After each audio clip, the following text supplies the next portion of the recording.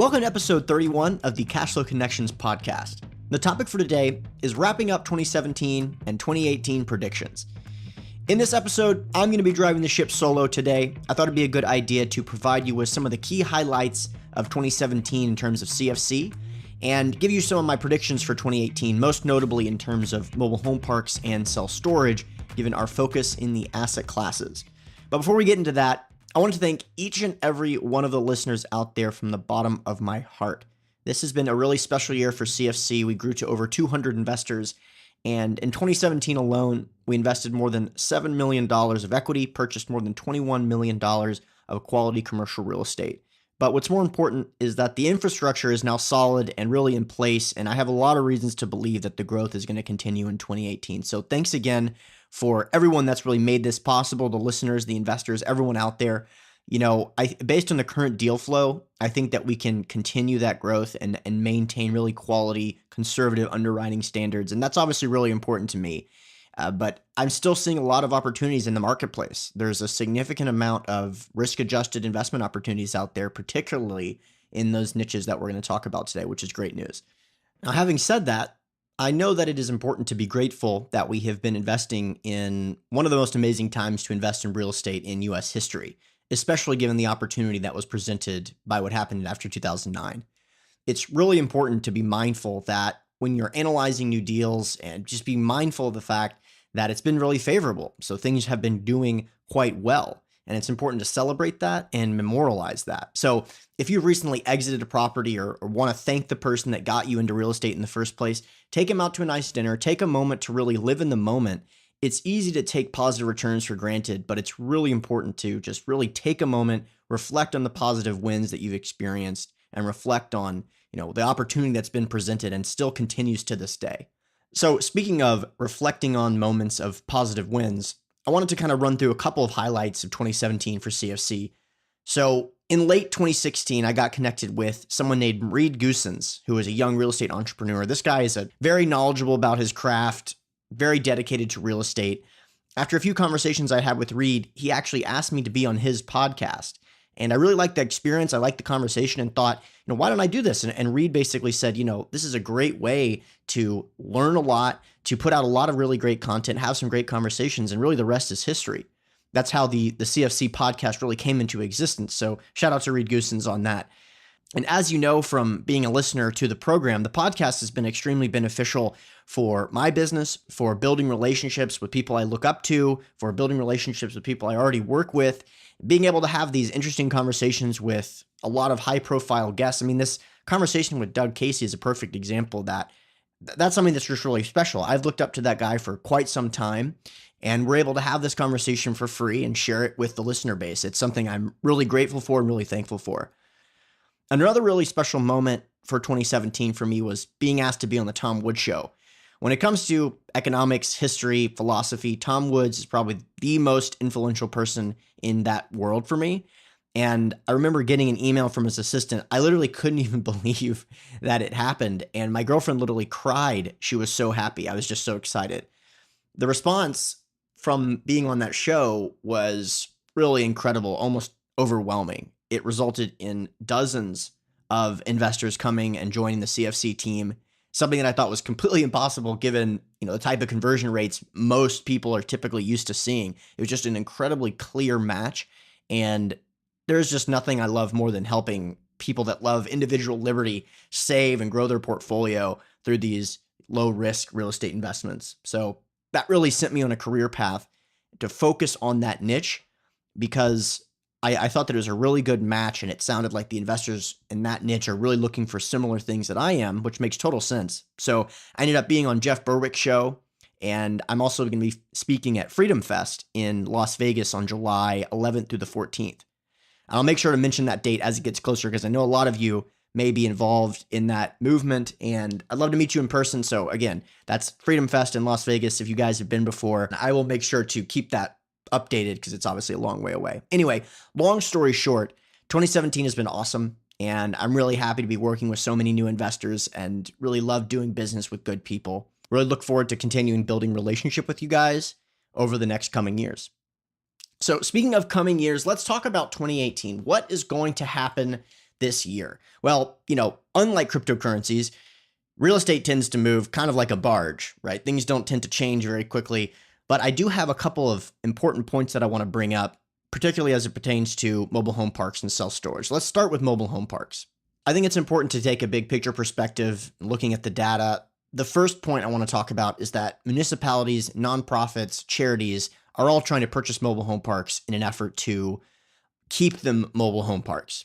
And the reason for this is pretty straightforward. National real estate prices have soared past their previous all-time highs of 2007, but at the same time, more than 51% of the wage earners in the US are making less than $30,000 a year, and more than 38% are making less than $20,000 a year. This may be surprising for people who are not directly related to the affordable housing space, but it's the reality of the current state of the economy. So there are a couple markets like Denver, Colorado, Austin, Texas, where a massive infusion of high-end tech jobs has recently really increased real estate prices. So many developers have become interested in repositioning mobile home parks into more desirable Class A or Class B multifamily apartments. If enough developers pursue this strategy simultaneously, it could result in even less affordable options for low-income families. So as supply decreases, it's really likely that nearby mobile home parks may in turn increase their rental rates to match up with the surplus of demand. So in an attempt to reduce the likelihood of this happening, municipalities, nonprofits, charities have recently moved to purchase mobile home parks all over the US in order to put restrictions on the property, such as disallowing its reposition into more expensive housing, or sometimes they limit rental increases to a certain percentage per year. Even though this may seem like a worthwhile short-term solution, keeping prices of housing artificially low only increases the amount of demand for the product, which further restricts its availability. This is just a supply-demand disequilibrium that can only effectively be resolved by the market. What these municipalities are doing is similar to what San Francisco has done when it implemented extensive rent control laws, which have helped create a housing crisis in that market. It's extremely competitive, very challenging to get housing because there's a supply-demand disequilibrium. So a far more viable solution would be for municipalities or governments or any of these agencies to actually allow for the development of new mobile home parks. This is something that probably won't happen. It really hasn't happened in a meaningful way since the late 1970s. Of course, from an investor's perspective, this is not really a problem whatsoever. If you're already in the market, then external factors artificially restricting supply isn't going to keep you up at night, to say the least. The second prediction I want to talk about for 2018 has to do with large private equity groups continuing to show interest in the mobile home park space. Since the end of the Great Recession, multifamily apartments have experienced sustained and robust price inflation, but the increase in prices has resulted in it becoming quite challenging to allocate capital to the multifamily sector. Because of this, there are a significant amount of large multifamily firms who are pursuing investments in the mobile home park space due to its track record of performance, as well as its ability to produce high yields in an otherwise inflated commercial real estate market. Additionally, there have been several major acquisitions which have taken place, further validating the thesis that major firms have an appetite for the unique asset class. The sale of Northstar Realty Finance Corporation and Yes Communities, both of which resulted in $2 billion plus sales, validated that the asset class could attract institutional capital in the future. These transactions will make multifamily operators more comfortable, as the small size of the buyer pool of mobile home parks may have previously given them pause to entering the market. However, there are many nuances of the asset class due to the uniqueness of the sector, as well as the potential headaches associated with dealing with the tenant base. So similarly to the last time large private equity groups rapidly entered the market, which was in 2006 and 2007, it is likely that if these groups have not developed, tested, and refined mobile home park specific systems, it's likely that some of these purchases will later result in sales at significant discounts to more seasoned mobile home park managers. In fact, this may present a unique buying opportunity for experienced mobile home park investors in the next coming years. It certainly presented an opportunity in the past. The third prediction for the mobile home park sector is to keep an eye out on the government programs which are being rolled out for the mobile home park community. It may seem counter to the mainstream's perspective, but mobile home parks frequently have the lowest default rate in commercial real estate. They're usually tied with self-storage, or sometimes self-storage is slightly lower. But either way, mobile home parks have proven for decades to be one of the most secure real estate investments lenders can provide financing for. Unfortunately, typical to the speed of government, is taking about 20 years for these agencies to consider getting back into the mobile home park lending space. Either way, it's likely good news for investors going forward. Due to the combination of the low default rate and the incredible demand for affordable housing, there is a lot of pressure for federal agencies to provide favorable products for the mobile home park operators in order to encourage their ownership, operation, and to discourage them from development, particularly development into multifamily, which is something we talked about earlier. Recently, Fannie Mae and Freddie Mac have been rolling out loan programs which are attractive to park owners. And because of these programs, these agencies are now starting to play a more significant role in the space, something which is really new to the asset class. There is also the topic of the HR 3700, which relates to HUD's rental assistance program. This law, which was enacted in July of 2016, allows for more than 2 million families to have the ability to use a voucher to pay for the full annual cost of purchasing a manufactured home. This includes mortgage payments, insurance, and property tax. This is really a significant difference between typical HUD programs, which are only really viable to use those vouchers to rent something. And in this example, the recipients actually get to own the mobile home. The recipients actually get to own the mobile homes themselves rather than rent it. So it's kind of a paradigm shift there. Essentially, overall, we're seeing a really solid combination of Main Street, Wall Street, and government interest in the space. All of these signs point that there is significant opportunity in the mobile home park space. I also think that we're on the brink of having a significant paradigm shift if the general population and the general investment population begins to think about the mobile home park sector in the way that I've been thinking about it for quite some time, and the way that my investors have been thinking about it. This could result in a significant cap rate compression in mobile home park holdings all over the US.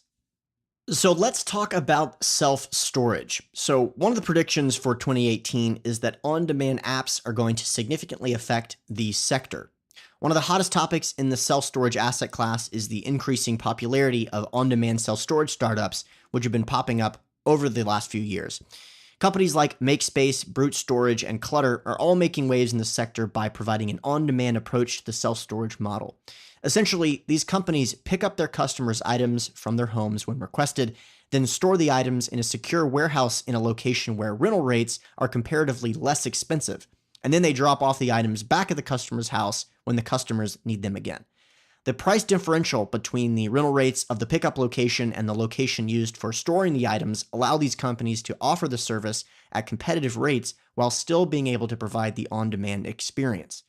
As the use of these apps becomes more mainstream and as their younger user base continues to acquire more storable goods, there will be significant pressure on several major storage owners, particularly Public Storage, who has purchased and developed self-storage facilities in highly desirable markets for decades.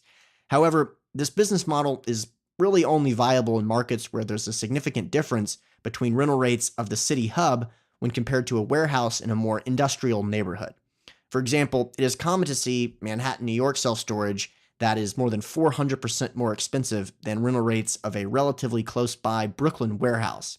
However, in a market like Fayetteville, North Carolina, the difference between being in the city center to a nearby warehouse may be less than 20% or so, which completely eliminates the potential profit margin when you include the cost of operating the on-demand service. So in order to avoid competing against these on-demand self-storage startups, it may be wise to focus on secondary and tertiary markets as the primary markets react to this new disruptor. Another prediction for 2018 for the self-storage sector is that automation may begin to displace its on-site managers. One of the major upcoming trends in the self-storage investment space is the move towards automation. This is, of course, true not only in the self-storage sector, but in a variety of sectors of the economy. In an effort to leverage technological advances to increase operational efficiencies, many self-storage operators are pursuing fully or partially automating their properties.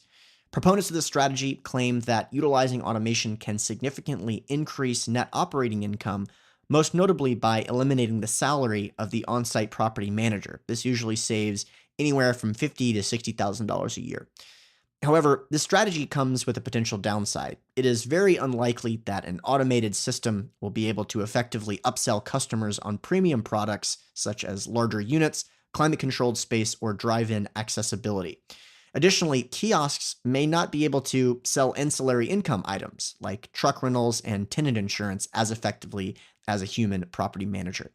Truck rentals alone can account for more than $3,500 per month in additional net income, so it's still unclear what effects full automation will have on the bottom line. Nevertheless, it's certainly something investors should keep their eyes on since technology has really disrupted a significant amount of business models in recent years. Now, the third prediction of the self-storage asset class in 2018 is that residential downsizing will continue to increase demand for the self-storage product. As we've talked about many times in the program, the baby boomer phenomenon creates a unique data set when analyzing the self-storage asset class. There are more than 10,000 baby boomers hitting the age of 65 each day, and they're projected to do that for the next 15 years. It is very likely that this demographic shift will result in continued significant downsizing among this generation over the next decades as more and more of these individuals are relying on Social Security as a source of income. This should be positive news for self-storage investors and owners, as downsizing is one of the most frequently cited reasons for customers to use the product.